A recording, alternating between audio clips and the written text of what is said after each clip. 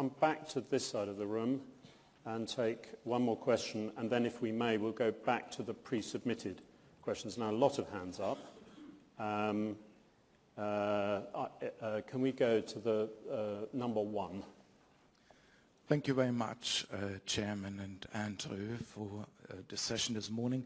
My question in relation is not to RBS, GRG. It's more general, actually, around systemic risk. You mentioned earlier on that it is actually quite difficult, from your perspective, to go back retrospectively and apply any form of redress to any firms.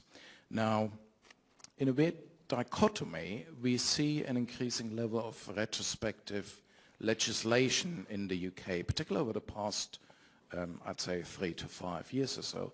Some of these even going back to 20 years or longer.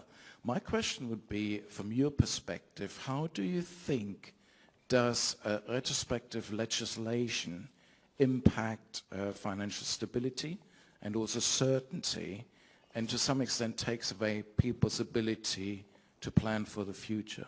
Thank you. Okay. Andrew. Well, let me start. First of all, let me draw a distinction. Of course, we can and regularly do undertake investigations and redress programs for issues that go back in time. And obviously, PPI is probably the best example of that. Of course, this all relates to past misconduct, and that's entirely appropriate. The issue of retrospectivity, particularly from our perspective, relates, as you rightly say, actually, to changing the law and therefore, and then applying it retrospectively. So I think the particular case in point that we're sort of referring to here is, let's go back to the point about small firms. If there were to be a change by Parliament that brought small firms into the regulatory perimeter, I do hear people say, and it should be applied retrospectively in terms of issues like GRG. Now, you rightly point out, that's an issue for Parliament, first of all. It's not an issue. We can't determine that.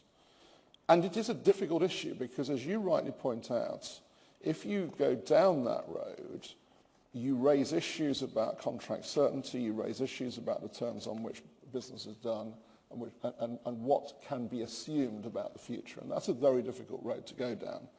So I would caution that it's an issue for Parliament, but it raises some very, I think, important and difficult issues. And of course, actually, by the way, as you right said, not just in our world. Okay. Right, so I'll now